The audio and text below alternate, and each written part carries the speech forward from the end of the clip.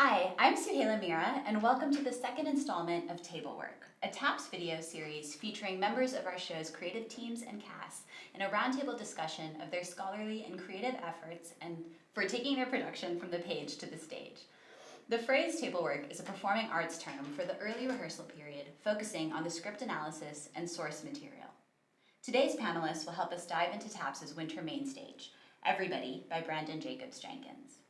Before we begin our first question, I'll ask the panelists to introduce themselves. Hi, I'm Sarah Walsh. I'm the set designer for Everybody. Hi, I'm Michael Rao. I'm the director for Everybody. Hi, I'm Becky Budertha, and I'm the costume designer for Everybody. Great. So, first, for those who have never heard of the show, how would you describe it to them? So I would say that this play is a contemporary adaptation of a medieval play called Everyman. It was written by Brandon Jacob Jenkins, this queer Black American writer, and he sort of used some elements of the medieval text, this certain technique of using allegories to represent certain ideas, allegories as characters to represent ideas on stage, and then in using that he also sort of updated it, modernized it, and allowed us to sort of have a modern understanding of the play's moral and message. Becky, is there anything you want to add? I just think it's a play about humanity. It's a play about all of our stories. I think that even though it's grounded and rooted in this play Everyman, I think there's something that everybody can take from everybody that will connect them to their own story. And I feel like Brandon did a really good job of taking a play that felt historical, that felt like it was clearly trying to be a play about every man, but was, especially now, was doing a horrible job of that, and tried to find a way to make it speak to us now in a really effective way. Awesome. Okay, well, I feel like you all already started to answer this, but we'll go for it anyway, which is, what spoke to you about this script? What was the first thing maybe that caught your eye or excited you? Well, I'm going to talk for a second about the lottery. Okay, sure. Because I think that was the most exciting part. And this is what I was saying about Brandon finding this way to make it really speak to us. I think one of the hardest things about a play called Everyman or Everybody is the idea that one person should stand in for an entire, for all of humanity, right? And so the way that Brandon got around this is he has a cast of 5 actors that are identified early on in the play, and then live in front of the audience. One of them is picked by lottery to play everybody for that show. So that means that, in a way for the performers, but also for us, the audience members, puts a point on this idea that it could be any of us. This could be anyone. And I think that was the thing about this play that made, that the way that the story is told, even more than the story itself, was really exciting to me. For me, so I'm the one that chose to do this Sure. play, so I have a lot of reasons. There's sort of 3 main reasons. The first is pedagogical. This is an experience to really push our students to do something that's really difficult, which is memorize 5 completely different roles and 5 completely different performances, and then each night have that combination be completely different. And so that's just a feat in itself. And then there's another pedagogical reason of, this is an adaptation of a medieval text. It's a theater history lesson tied in with a contemporary understanding of it, and I think it's great that the TAPS sort of explore combining those two of what is a modern text and what is the history that we're all looking at as scholars. And so that's the teacher part of the answer. There's a personal part of I wanted to do a play that allows for a bunch of different students from really different backgrounds to take on these roles, and and this is a play that says, okay, if you're everybody, that's you, you know, and so that kind of opened up the different student populations who could participate in the show. And then the last is a personal reason, which is that it's a play about death. It's a play that asks you for 90 minutes to really think about your life and death and what that means and what have you been doing with this precious time that you have on this earth. And I think Brendan really smartly and really sneakily walks you through this idea of like, yeah, first it's really scary and first you have to freak out about it, and then walks you through, if you're dying, what happens to your relationship with your friends, your family, the objects that you have in life.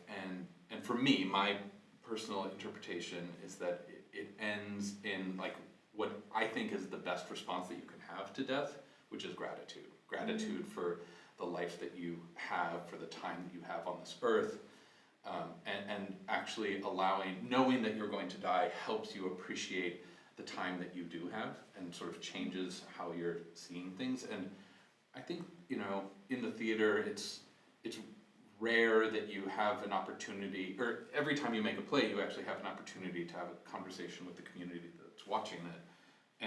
And for me, I think there is value in Stanford students who are beginning their lives, who have all of these different plans and ideas, to just take a little bit of time out of their lives and really think about like, okay, we're all going to die. What are you going to do with this time that you have left? And so that's my sort of like personal motive for wanting to do this play. What I found to be really compelling about this play is that I was consistently surprised.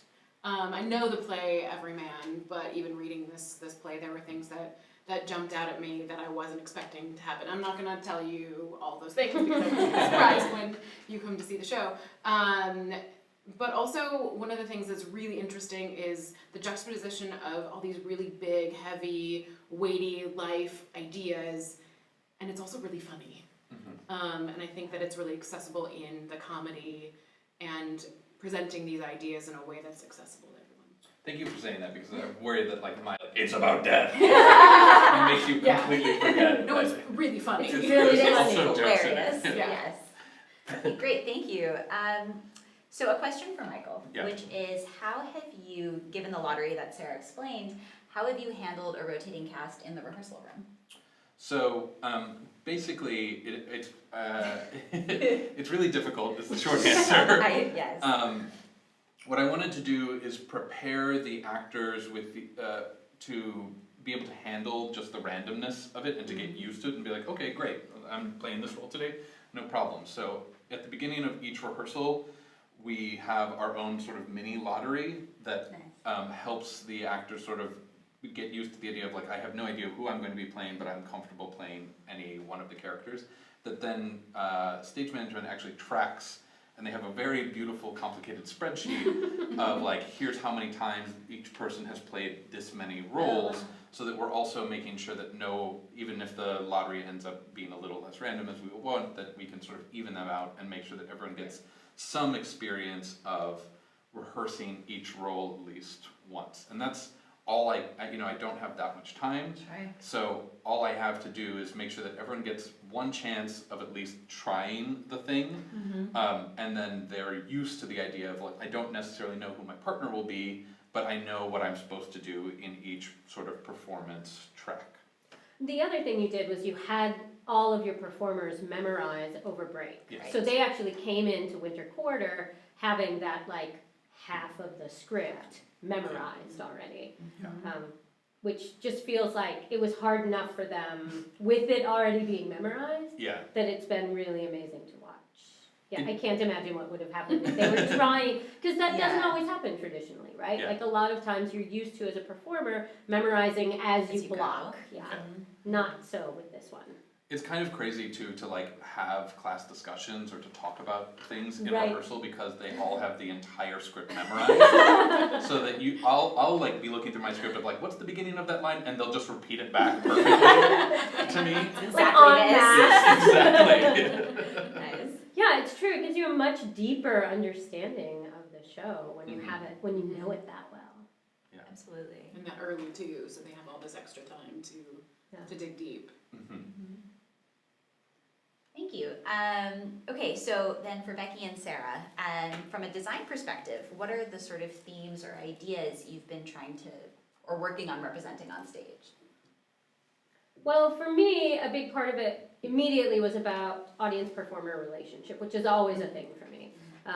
So what I wanted to make sure I was thinking about was where does the audience want to be so that it is aware of itself, right? So that it feels like we are all in the room together. This isn't the kind of play where you want the audience to be able to separate from the action on stage and just like happily watch it, but feel separate. You actually want the audience to feel like it's a part of the story that's happening.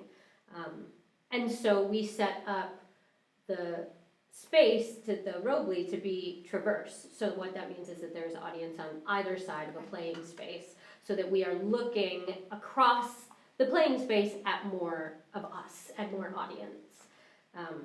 The other thing that we realized pretty early on is that we wanted this to be a journey. Michael and I talked a lot about journey, and how to make it feel like a journey, this like never-ending journey in this space. And there were a couple different reasons why we ended up going this direction, but ultimately we came around to the idea of a turntable so that the performers can be always moving and yet go nowhere. Interesting. With costumes, it's, I mean, we're talking about all these allegorical characters. So we have everybody, and we have a friend, we have a cousin, we have these people that a lot of us experience in our lives, and how do you convey those people specifically on stage? And part of it in our earlier conversations was really talking about the actors, and how do we pull some of who they are into the characters that they're playing on stage.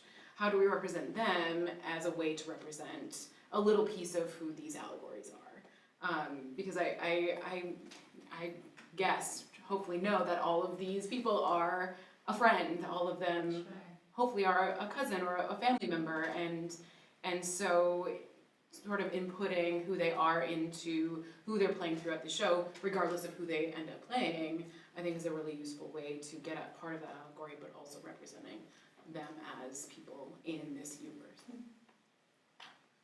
Nice. Okay, so another question is, what is a pain point that you all anticipate having to work through in this final month as we count down to opening night? I think for me it's logistics. Okay.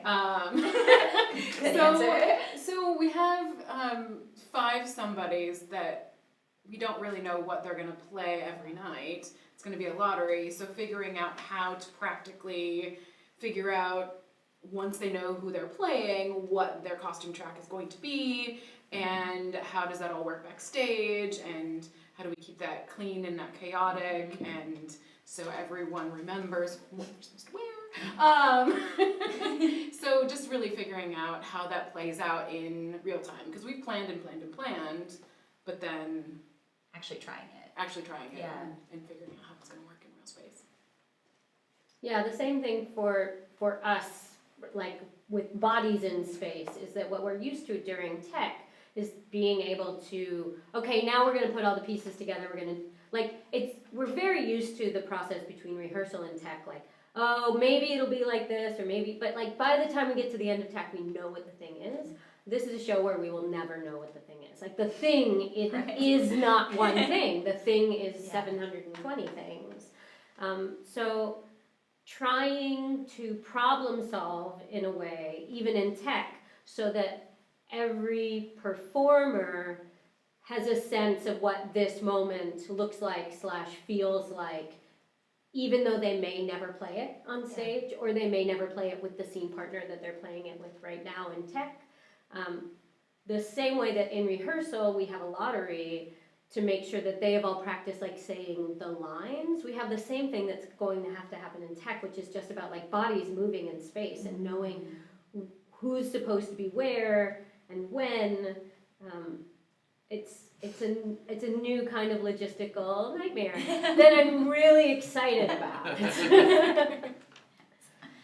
Michael, anything for you? I mean, I agree with everything Okay. that these two are saying. I think the challenge that I see coming down the road is that there are so many different moving parts that orchestrating and figuring out what are the things that are set versus what are the things that we have to leave open. Usually my job as a director is to make sure that everything is as consistent as possible so that the show can run for weeks and months and years if possible. And with this show, it's more about like, okay, how do I define a box that whatever happens within that box, and when we add the design elements, when we add more people, when we add, whatever's happening that night, how do we design it so that anything that happens in the box is still fine, but also the box is rigid and structured enough that everyone feels supported, taken care of, and that the show can still remain this like long-running, consistent, good thing. I remember when I was in like high school, a show where there were so many performers that people would ultimately forget lines all the time.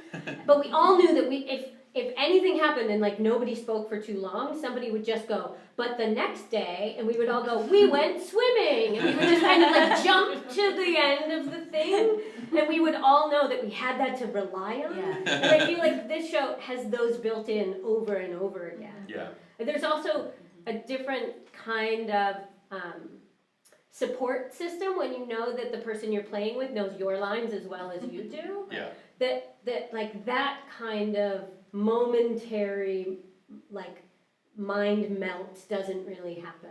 Right. So hopefully there are other things, like even as we have new challenges that we're going to go through in the next few weeks, there are challenges that usually happen in plays that we aren't going to have to deal with. Great. Okay, so then, what are you hoping the audience will sort of get from the experience? I feel like Michael started answering this and kind of what spoke to you in the Yeah, script, I'm done. but no, okay. It is such an interesting and complicated show. What do you want people to walk away with?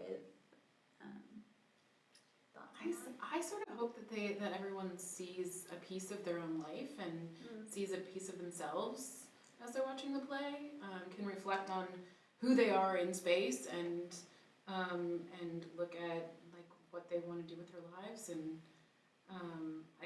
if we can accomplish even a little bit of that, even a couple minutes of that, I think that would be amazing. Yeah, there's a thing that happens when you are close to death, when like someone you love gets sick or is dying or dies, that I feel like if that's the thing we want to tap into, that like sudden rush of human mortality in a really useful way, in a way that reminds you like what's really important. Like I need to make it to the Little League game. I don't need to work for another 45 minutes on this presentation.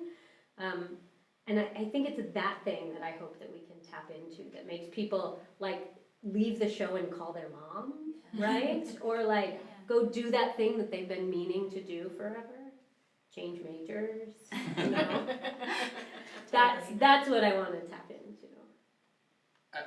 I think Brendan wrote this play for a friend who was dying, and he wrote this play, he said this, that to both help his friend who was dying, but also help the people who knew his friend to think through their lives and think through how to consider death, because they could see that they were also freaked out by it.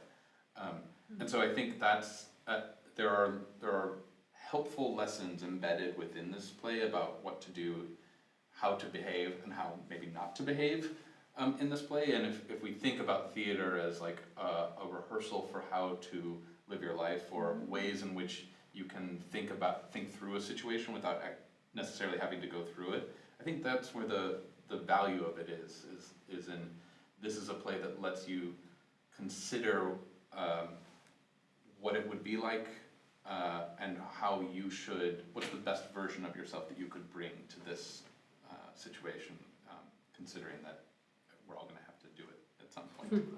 Yeah. Okay. Well, maybe one last question, and then we will wrap up. So, Sarah, you and Michael have worked together before, and Becky, this is your first time. So how have the three of you been working with the rest of the team to create a cohesive production? A lot of meetings. Great. Yeah. That always seems like a good way to go. Anything you guys want to A add? lot of just throwing things at a wall and seeing what sticks. Yeah.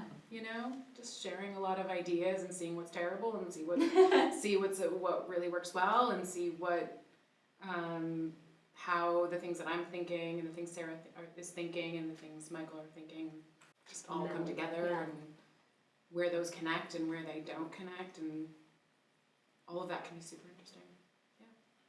I think the joy of working with someone that you've worked with a bunch of times is that you have like a language and a shorthand and you trust that person and you can sort of critique them and quickly kind of get to the real idea and all that kind of stuff. And there's like a great utility and usefulness in that. And then I also think that working with someone who you've never worked with before is really useful because it forces you to re-articulate what you're doing, to slow down, to really explain, this is how I think and this is what I am trying to do and here's why. And, you know, which when you work with someone for 13 years, you're like, there's no why.